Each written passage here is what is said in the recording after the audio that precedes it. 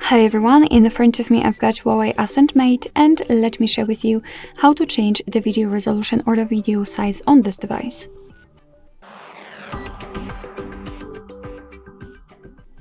So first of all, we have to open the camera app, and then let's go to the video mode. So let's simply tap on the switcher and it will automatically apply the video.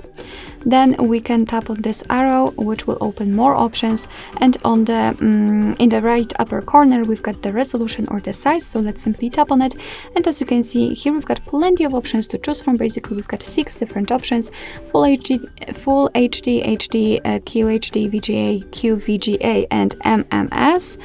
It's of course up to you which option you'd like to use. Simply tap on the option and it will be immediately applied. As you can see, the icon will change here. It is also marked, which simply means that from now on your device will use the chosen resolution whenever it will record the video.